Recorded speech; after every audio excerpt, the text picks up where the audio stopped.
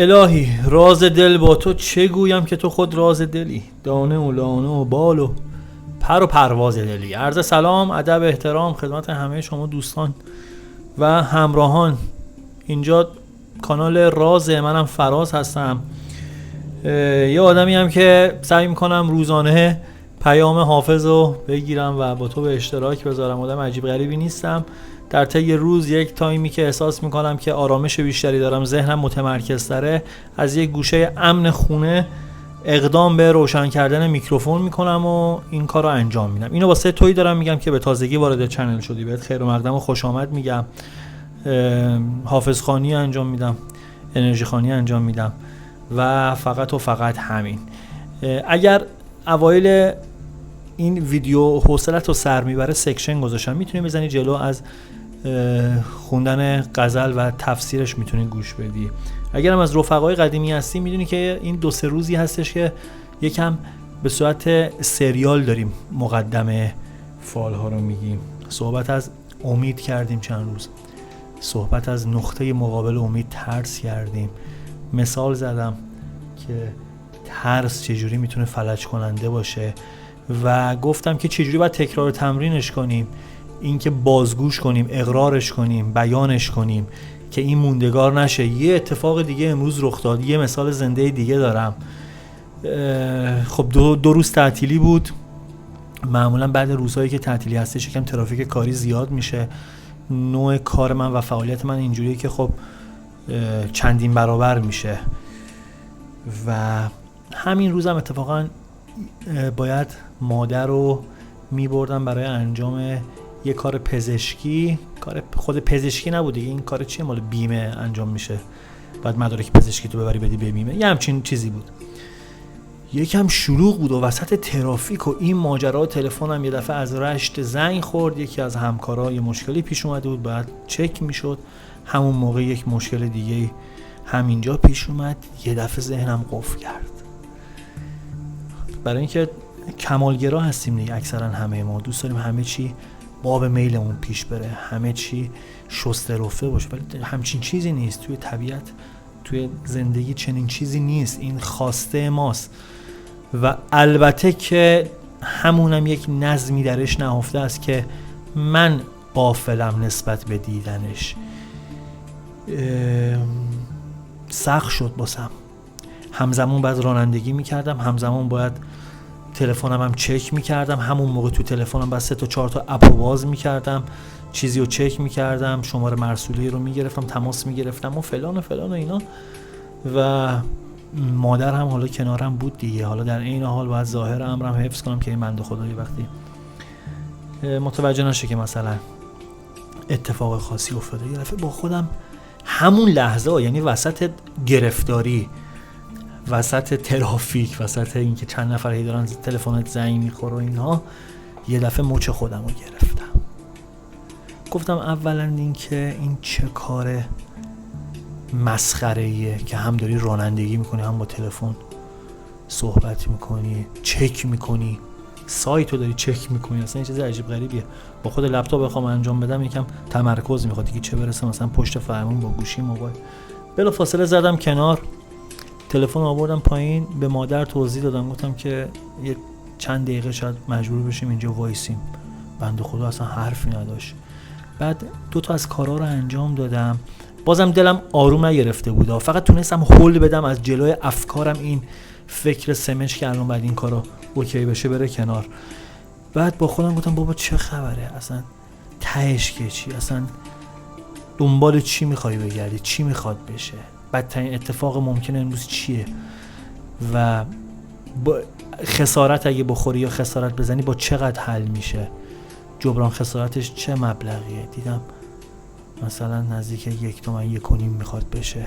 نه اینکه بگم من آدم غنی هستم، من ندارم برام این رقم اصلا مهم نیست. دیدم اصلا ارزش نداره که من اون لحظه بخوام حال خودم رو بد کنم. حالا چجوری تونستم این کار رو انجام بدم؟ برای اینکه 2-3 روز داریم صحبت از خودیاری میکنیم، صحبت از این میکنیم که تو لحظه بتونیم حال خودمون رو خوب کنیم، تو لحظه بتونیم تصمیم درست بگیریم. سر بزنگاه ها درست تصمیم گرفتن مهمه.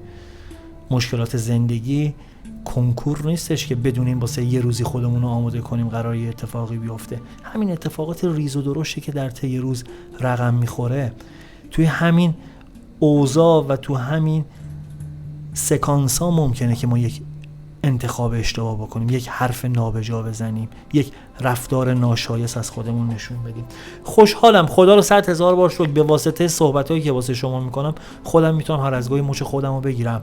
وظیفه داشتم بیام اینو بگم که اگه میام صحبتشو میکنم فکر نکنید کار پیچیده‌ایه، فکر نکنید کار عجیب غریبیه و این صحبت ها فقط در قالب یک پادکست، در قالب یک ویدیو، در قالب یک پاراگراف خوشگله که ما میایم میشنویم، میخونیم و میگیم عجب حرف قشنگی. اینا نمودش توی زندگی ما همین مثال ساده‌ایه که امروز زدم، همین اتفاقی که چند ساعت پیش واسه من رخ داد. حالا سوال مهم اینه که خب آقا فراز باشه، اون لحظه مثلا زدی کنار و حالا اتفاق بعدی رخ نداد، آیا الان مشکلت برطرف شده؟ خیر، مشکل سر جاشه، موضوع سر جاشه، ولی یک تفاوت بزرگ پیدا کرده. من دیدم عوض شده، من یکم بالغتر شدم تو همین چند ساعت، یکم بروزتر شدم. دارم فکر میکنم طرف مثلا وزیر یک کشور چه مشکلاتی داره، حالا مثلا من یه بیزینس یا 2 تا بیزینس همزمان دارم با هم دیگه ران میکنم، میبرم جلو، اصلا چیز عجیب غریبی نیست همچین مشکلاتی که واسه من پیش بیاد. به شدت ساده است، به شدت پیش پا افتاده است. من ضعیف هستم نسبت به این مشکلات، ایراد از منه، وگرنه اصلا مشکلی به وجود نمیاد، اصلا چیزی نبوده. من ضعیف هستم، من قرار قوی بشم. پس به این فرایند، به بروز این مشکلات توی زندگی خودم مثل باشگاه رفتن بهش نگاه میکنم. چجوری میری باشگاه؟ میخوای عضله سرسینه یا مثلا جلو بازوتو میخوای تقویت کنی، آیا همون روز اول این اتفاق میفته؟ خیر، نیاز به تکرار و تمرین داره. نیاز به این هستش که من این عضله رو هر روز ببرم و روش سخت کار کنم. بازی زندگی هم همینه، نیاز به تمرین داره، نیاز به این داره که من یک اتفاق واسم بیفته، تصمیم درست و نسبت بهش بگیرم، یک سند بزنم بابتش، اقرارش بکنم که این یک شهودی بشه برای فردا اگر مشابه این مشکل واسم پیش اومد، به خودم رجوع کنم بگم این مشکل جدیده، من قبلا باهاش برخورد داشتم، این احساسی که الان بهم دست داده احساسیه که من بابتش تجربه دارم، این اتفاق که داره پیش میاد، این مشکلی که داره به وقوع میپیونده چیزیه که من بلدم نسبت بهش چیکار میکنم. اینه که میگیم قراره مثلا توی خم و چم زندگی فولاد آب دیده بشیم، مشکلات برطرف نمیشه، اتفاقات برطرف نمیشه، این ما هستیم که با تجربه تر میشیم. ممنونم که هستید که من این تجربه رو تونستم با شما به اشتراک بذارم. امیدوارم روز به روز تجربی به دست بیاری که باعث بشه آرامش بیشتری داشته باشی. طولانی شد مقدمه، ببخشید. چند ثانیه سکوت میکنم تا فرصت داشته باشی که نیت کنی، یعنی این که بتونی تمرکز کنی برای هر آنچه که در انتظار اتفاق افتادنش هستی.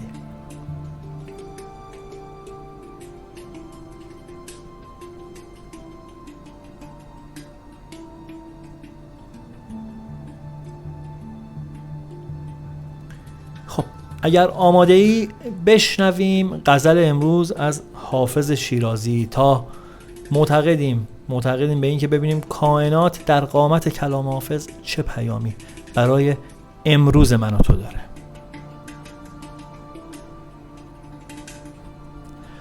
گفتم غم تو دارم، گفتا غمت سرآید، گفتم که ماه من شو، گفتا اگر برآید.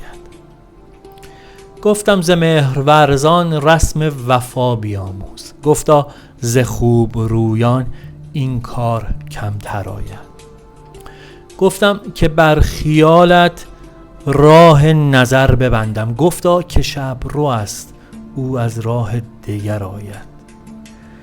گفتم که بوی زلفت گمراه عالمم کرد، گفتا اگر بدانی هم اوت رهبر آید. گفتم خوشا هوایی که از باد صبح خیزد، گفتا خنک نسیمی کز کوی دلبر آید. گفتم که نوش لعلت ما را به آرزو کش. گفتا تو بندگی کن کو بنده پرور آید. گفتم دل رحیمت کی عزم صلح دارد. گفتا مگوی با کس تا وقت آن در آید. گفتم زمان عشرت دیدی که چون سر آمد. گفتا خموش حافظ کین قصه هم سر آید. بریم با هم سراغ تعبیر و تفسیر این غزل معروف از حافظ شیرازی. این غزل 231 حافظ خیلی شیرینه، خیلی شنیدید دیگه حتما. یه حالت پرسش و پاسخه، یه حالت مثل مناظره است که حافظ از غم و عشق و دوری سخن میگه و خودش همون لحظه جای معشوق پاسخ میده. اول میگه که غم تو رو دارم و یار وعده میده که شاید یه روزی این غم پایان پذیره. یعنی این چیزی که حافظ میخواسته ها و خودش انگار داره به خودش وعده میده، ولی از جانب معشوق. میگه ماه شبهای روشن من باش. یار با کنایه جواب میده شاید از دستم بر بیاد. گفتم غم تو دارم. گفتا غمت سر آید. گفتم که ماه من شو. گفتا اگر برآید. میگه بهش گفتم که غم تو دل منه. پاسخ داده که این غم به سر میاد. گفتم ماه تابان شب تار زندگی من باش. پاسخ داد اگه از دستم بر بیاد چشم انجام میدم. این برآید یه معنی دیگه هم اون بالا اومدن ماه میشه توی آسمون، موقعی که دیگه شب داره رو به سیاهی میره و ماه توی آسمون کامل پدیدار میشه. بیت دومش جالبه. حالا جالبیش گفتم دیگه، جالبیش اینه که خودش سوالو میپرسه و تو چقدر باید هنرمند باشی، چقدر باید عاشق پیشه باشی، چقدر باید بهوش باشی، چقدر باید آگاه باشی که در لحظه خودتو جای طرف مقابل بذاری و پاسخ خودتو بدی. به نظر من این یکی از هوشیارانه ترین طرق زندگیه. این که امروز تو مشکل رو ببینی و هم از زاویه دید خودت ببینی، هم از زاویه دید طرف مقابل، هم از زاویه دید جهان هستی. یه چنین نگرشی رو برای هممون میخوام.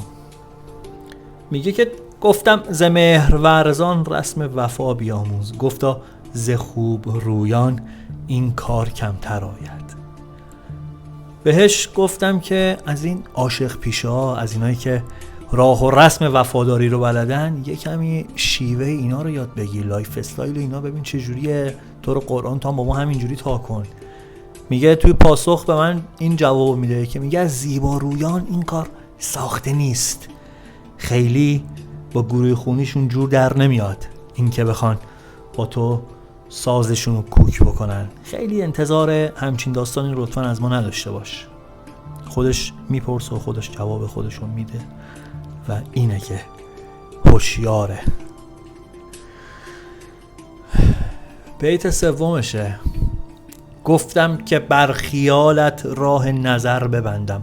گفتا که شب رو از او از راه دیگر آید. به محبوبش میگه که راه ورود اون صورت خیالیت دیدی. مثلا بعضی موقع میگم که آقا تصور کن، تجسم کن هر آنچه که در انتظار اتفاق افتاده نشستی. میگه که میبندم راه ورود خیالت به ذهنم و تصورشو میذارم کنار. اجازه نمیدم خیالت به ذهنم وارد بشه که بخواد منو غوطه‌ور کنه توی احساسات بد، توی رویاهای بد، توی افکار منفی. در جواب محبوب بهش میگه که تصویر خیال من شبگرده، عیاره، از راهی دیگه وارد میشه که تو نفهمی، بازم کار خودشو میکنه. دلم نمیاد نه بندشو صحبت نکنم. بیت چهارمو میگه که گفتم که بوی زلفت گمراه عالمم کرد. گفتا اگر بدانی هم اوت رهبر آید. میگه این بوی خب دیگه این گفتن نداره دیگه. بوی زلفت میگه منو مست عالم کرده، گمراه هم کرده، راه همون تو این جهان گم کردم. محبوب جوابشو میده که اگه هوشیار و دانا باشی همین گمراهی راه منو به تو نشون میده، خودش آزادگی این گمراهی. گفتم خوشا هوایی که از باد صبح خیزد، گفتا خنک نسیمی که از کوی دل برآید. خوش به اون حال و هوایی که از نسیم بامدادی بهره بگیره. این چیزیه که حافظ گفته. محبوب میگه اون نسیمی خوشه که از کوی دلبر بوزه. بیت هفتمه که میگه گفتم دل رحیمت کی عزم صلح دارد، گفتا مگوی با کس تا وقت آن درآید. میگه دل مهربونت داستانش چیه؟ برنامه‌ت چیه؟ فازت چیه؟ کی میخوای سر آشتی و صلح با من ساز کنی؟ کی میخوای دل منو خوش کنی به حضورت و در مسیر همزاویه با هم بخوایم قدم برداریم؟ پاسخ میده که محبوبش میگه که تو این موضوع رو فعلا با کسی در میون نذار تا زمان مناسبش پیش بیاد. و تیر خلاص رو توی بیت آخر، بیت 8 این غزل میزنه. گفتم زمان عشرت دیدی که چون سر آمد، گفتا خموش حافظ کین قصه هم سرآید. میگه بهش گفتم که متوجه شدی که روزهای شادی و شادکامی چجوری داره به پایان میرسه، چجوری داره این عمر میگذره تا مثلا حواست به ما نیست؟ میگه خاموش حافظ، گلایه نکن، شکایت نکن. این قصه‌ای که الان درش هستی، این غمی که الان درش حضور داری، این هم به پایان میرسه. بریم سراغ تعبیر و تفسیرش، ببینیم این پیام برای امروز من و تو چی داره، چی دستگیرمون میشه، چی قلاب میتونه بکنه گوشه ذهنمون. یه روزی یه جایی تصمیم جالبتر بگیریم، جالبتر، حالا نمیخواد دیگه خیلی هم بگیم تصمیم درستی باشه. پیام امروز سراسر درسه. بعضی موقع توی زندگی ما به امید نیاز داریم، بعضی موقع به تشویق نیاز داریم، بعضی موقع به درس نیاز داریم. چقدر مناسبت داره با این روزگاری که خودم در حال کسب یک مهارت جدید هستم. مهارت جدید بعضن توی پیش و کسب و کار نیست. مهارت میتونه مهارت یک سبک جدید از زندگی باشه. سبک جدید منظورم مدرن نیست، این که در حال یک بروز رسانی هستیم دیگه، هر روز یک فکر جدید، ایده جدید، سبک درست. و بعضی موقع اصلا قرار نیست سبک جدیدی اضافه بشه، همونی که بلدیم درست انجامش بدیم. این خودش به نظر من مثل یک عبادت کردن میدونه، یک چیزی رو ما بتونیم مستمر به درستی انجامش بدیم. پیامم داره صحبت از همین میکنه امروز. جدا از این که امید درش نهفته است، داره یک درسی رو بهت میده، داره یک نکته‌ای رو بهت میگه. این که در فکر و آرزوی به دست آوردن کسی، چیزی، هدفی، مقصودی، مهاجرتی، طلاقی، ازدواجی، چیزی هستی و از صحبت کردن راجبش با اطرافت، اطرافیانت حال خوبی به دست میاری، لذت بخش واسط، یه جورایی غمتو تسکین میده وقتی که راجبش صحبت میکنی. بعضی موقع فکر میکنی که این ممکن و میسر نمیشه و دوست داری اون از ذهنت پاک کنی، همونجوری که حافظ داشت میگفت. اما این کار امکان پذیر نیست. این که بخوای فکر نکنی بهش و فکر کنی که موضوع حل شده، چنین نیست. صبر و صداقت رو با هم دیگه تلفیق کن، تو زندگی داشته باش صبر و صداقت. من خودم فکر میکنم روزانه دارم تمرینش میکنم، حداقل پیش شما که اینجوریه. حداقل سعی میکنم این چند دقیقه صادق باشم و اگرم صحبت از صبر میکنم نسبت بهش عمل کرد داشته باشم. میدونم تو هم این صبر و صداقت رو داری، وگرنه چی کار داری هر روز بیای این پیامو بشنوی؟ تو هم منتظر دریافتی، تو هم پس بهوشی. و من چقدر خوشحالم، چقدر خوشبختم که دوستان هوشیاری مثل تو دارم، چون مطمئنم اتفاقی نیستش این که الان تو داری اینو میشنوی و این به نظر من یک سعادته، این که تو منتظر این پیام باشی. برای چی سعادته؟ که من حامل این پیام هستم. جای خرسندی برای من داره. پیام ازت اینو میخواد که به نیروی برتر خودت توکل داشته باش تا غم و قصه هات پایان بپذیره. حالا سوال اینه، اگه من واقعا امروز بیام توکل کنم به خدا، مثلا مشکلات حل میشه؟ مثلا من امروز یک درد مثلا مالی دارم، یک مشکل مالی دارم، یک بیماری دارم، بیام امروز توکل کنم به خدا، دستامو بگیرم و بگم خدا توکل به تو، این مشکل حل میشه؟ خیر. حالا باید بپرسیم که پس واسه چی نمیگی توکل کنیم وقتی مشکل حل نمیشه؟ برای چی باید چیزی که میدونیم الکیه؟ آیا الکیه؟ باز هم خیر. توکل کردن دکمه نداره که من دکمه بزنم توکل کنم. توکل کردن اینجوری نیستش که من از امروز از خواب بیدار شم بگم خدایا دیگه همه چی رو سپردم به تو، ببینم چی کار میکنی، روی شغل چی دست خودته. موقعی که توکل میکنی هوشیار میشی. چرا؟ چون یک بار که نیستش، که مثل همون باشگاه رفتن است. تکرار تمرین میکنی، قوی تر میشی، نگرشت عوض میشه. اون موقع است که دیگه اون مشکل مالی نیست، یک اتفاقه که یک راه حل برای حذف اون موضوع پیدا میکنی. تهش اینه که مشکلی پیدا نشه، خواست و اراده خداوند رو توی اون اتفاق متوجه میشی. شاید اون یک پیامه که بری یک اقدامی بکنی، یک حرکتی انجام بدی، یک اتفاق جدیدی رخ بده، یک گشایش جدیدی رخ بده، یک فرازی جدید در زندگیت اتفاق بیفته و اون پیامیه که باید دریافتش میکردی. در ادامه کوتاه کنم، طولانی داره میشه، حوصله سربر میخوام نباشه. میگه رازداری توی روابط شرطی مهم برای به ثمر رسیدن مهر و محبته.